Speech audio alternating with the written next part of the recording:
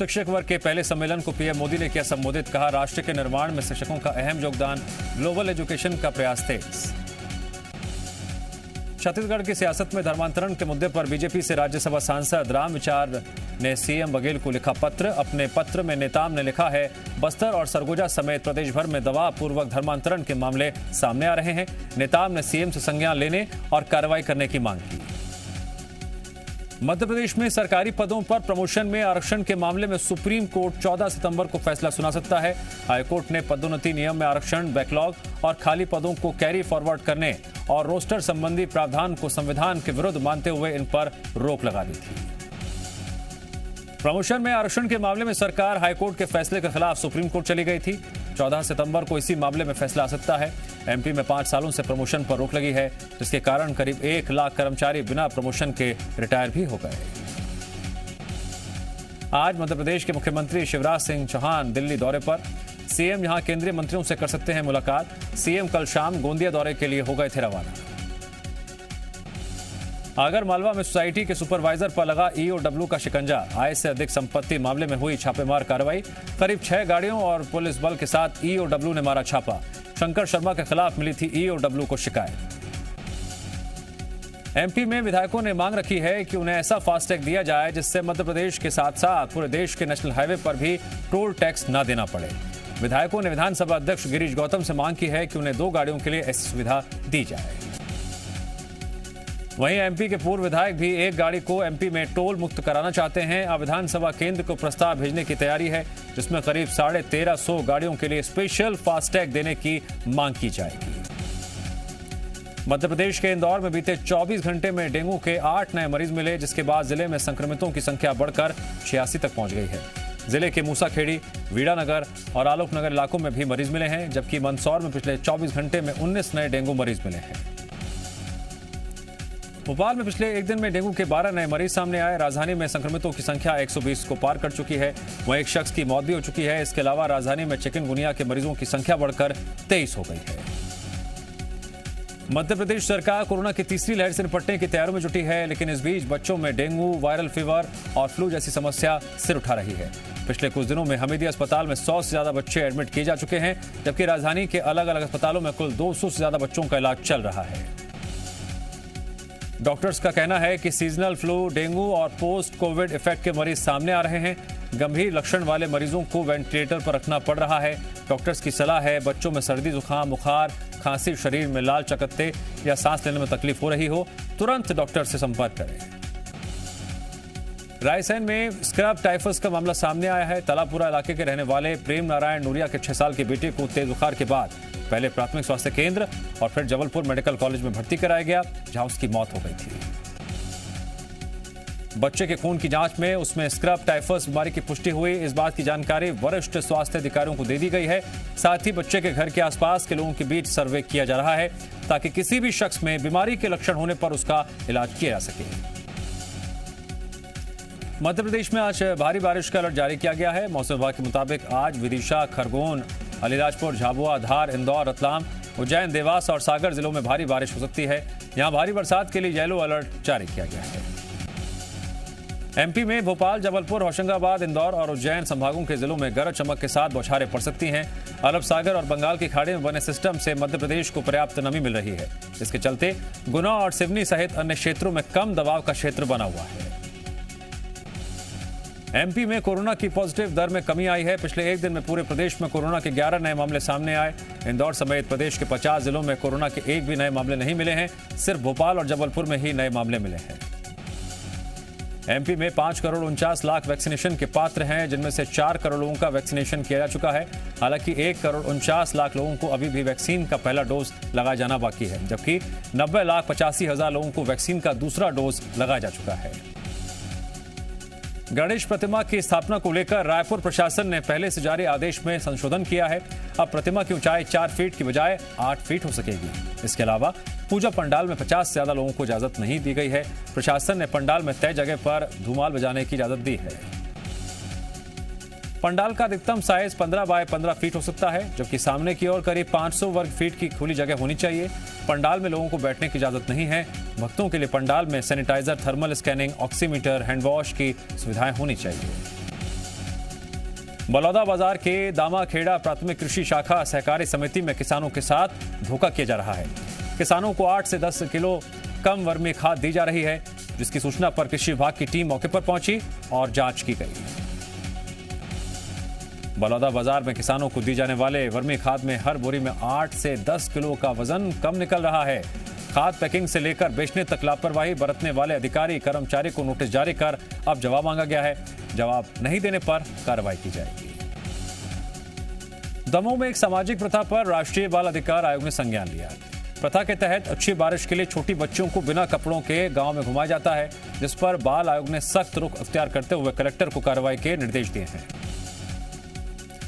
ग्वालियर में बीती रात बदमाशों ने सरेराह बीजेपी नेता पर फायरिंग की। गोली चलने की यह वारदात पास के लगे सीसीटीवी में कैद हो गई। हादसे में मोहित जाट बाल-बाल बचे, लेकिन फायरिंग से सनसनी फैल गई। सीसीटीवी फुटेज के सहारे पुलिस हमलावरों की शिनाख्त में जुट गई है। मुरैना में रेत माफिया के खिलाफ प्रशासन, वन विभाग और पुलिस का अभियान आज तीसरे दिन भी जारी है। एसडीएम संजीव जैन के नेतृत्व में प्रशासन, वन विभाग के अधिकारियों समेत तकरीबन 200 पुलिस बल की टीम जैतपुर राजघाट पर दबिश दी। प्रशासन की टीम ने चंबल नदी के प्रतिबंधित क्षेत्र से अवैध उत्खनन का डंप की गई रेत को पहले कब्जे में लिया और फिर जेसीबी की मदद से डंप की गई 4000 ट्रॉली रेत को मिट्टी में मिलाया। डंप की गई रेत की कीमत 1.25 करोड़ रुपए बताई जा रही है। सतना और पन्ना जिले की पुलिस ने ज्वाइंट ऑपरेशन चलाकर चित्रकूट लूटकांड के 3 आरोपियों को गिरफ्तार कर लिया है। बाबरिया गिरोह के अपराधियों को पकड़ने का श्रेय लेने के चक्कर में दोनों जिलों की पुलिस आपस में भिड़ गई। बाबरिया गैंग के 3 लुटेरे कई चेन स्नैचिंग की वारदातों को अंजाम दे चुके थे। चेन स्नैचर गिरोह को सतना पुलिस, पन्ना पुलिस की गाड़ी से निकालकर सतना पुलिस ने अपनी गाड़ी में बैठा लिया।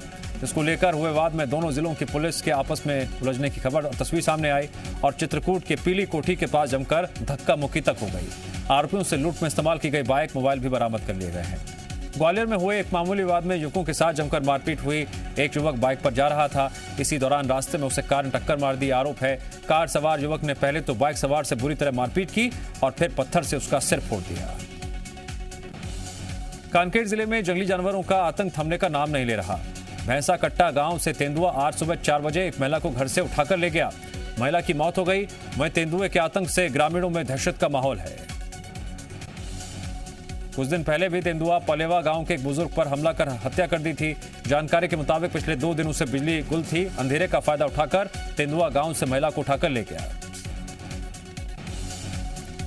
वन विहार भोपाल में बीमार तेंदुए पन्ना की इलाज के दौरान मौत हो गई। तेंदुए को रेस्क्यू कर साल 2011 में पन्ना से भोपाल लाया गया था। पन्ना की मौत के बाद अब राजधानी भोपाल के वन विहार में 10 तेंदुए बचे हैं।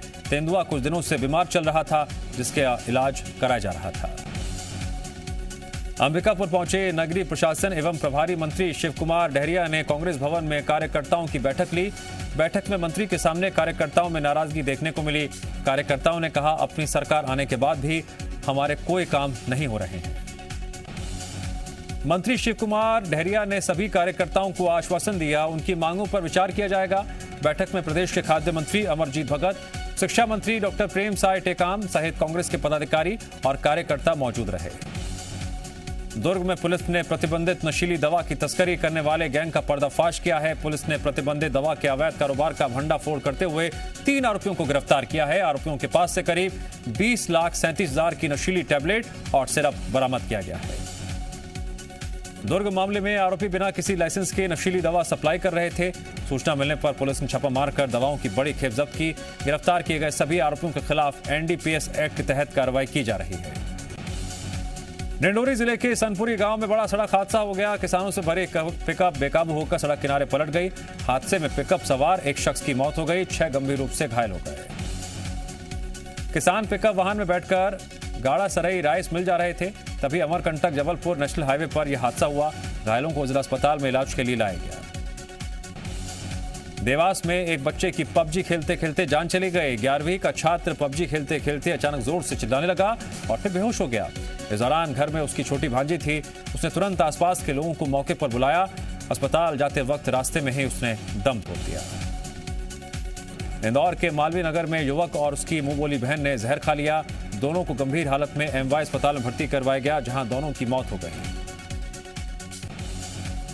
कोरबा में हाई वोल्टेज ड्रामा देखने को मिला। यहां नकटी खार गांव में एक युवक नशे की हालत में 11 केवी टावर पर चढ़ गया। और करीब 100 फीट ऊपर से पैर में रस्सी बांधकर उल्टा लटक गया। मौके पर पहुंची पुलिस ने करीब 1.5 घंटे की मशक्कत के बाद युवक को नीचे उतारा।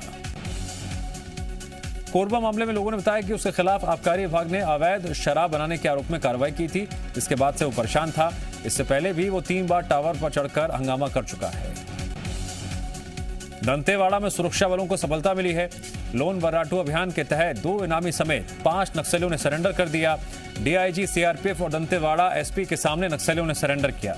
ये नक्सली लूटपाट, आईईडी लगाने, रोड खोदने जैसे कई अपराधों में संलिप्त थे। जबलपुर के स्ट्रीट शीटर अब्दुल रजाक और उसके परिजनों के नाम जारी हुए हथियार लाइसेंस को कटनी कलेक्टर ने निरस्त कर दिया है। जबलपुर में अब्दुल रजाक के खिलाफ रासुका के तहत कार्रवाई की गई है।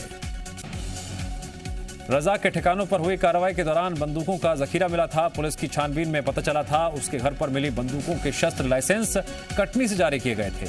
जबलपुर एसपी की अनुशंसा पर कटनी कलेक्टर ने यह कार्रवाई की। टीकमगढ़ की जिला जेल में कैदियों और जेल आरक्षक के बीच विवाद हो गया। कैदियों ने मिलकर जेल आरक्षक के साथ मारपीट की। पूरे मामले में थाना कोतवाली में 6 आरोपियों के खिलाफ केस दर्ज किया गया। बैतूल में 2 युवतियों ने मनचले की जमकर पिटाई कर दी। बैतूलगंज के बस स्टैंड पर युवतियों पर फफ्तिया कसना एक मनचले को भारी पड़ गया। बैतूल में दोनों युवतियां बस स्टैंड के पास घूम रही थी। उसी वक्त युवक ने उन पर कमेंट किया। सीधी में एक युवक के बीच सड़क पर पिटाई का वीडियो वायरल हो रहा है। युवक पर जमकर लात घूंसे चल रहे हैं। खरगोन जिले में देवी अहिल्याबाई होलकर की 226वीं पुण्यतिथि पर भव्य पालकी यात्रा निकाली गई। उत्तराखंड के टिहरी में भारी बारिश के चलते लैंडस्लाइड। ऋषिकेश गंगोत्री हाईवे पर भरभराकर गिरा पहाड़। आरएसएस प्रमुख मोहन भागवत बोले, भारत में रहने वाले हिंदू मुस्लिम के पूर्वज एक, अंग्रेजों ने गलत धारणा बनाकर हमें लड़ाया। शाह गिलानी को जबरन दफनाने के आरोपों को जम्मू कश्मीर पुलिस ने बताया बेबुनियाद। ट्वीट करके पुलिस ने जारी किया वीडियो। पंजशीर में पाकिस्तान के ड्रोन अटैक के बाद काबुल से मजार शरीफ तक विरोध प्रदर्शन। अफगानिस्तान के लोगों ने पाकिस्तान मुर्दाबाद के नारे लगाए। पाकिस्तान के आर्मी चीफ ने छेड़ा एक बार फिर कश्मीर राग। कहा, पाकिस्तान कश्मीर को कूटनीतिक और राजनीतिक समर्थन देना जारी रखेगा। पंजशीर की लड़ाई खत्म नहीं हुई। जी मीडिया को रेजिस्टेंस फ्रंट के सूत्रों से मिली जानकारी।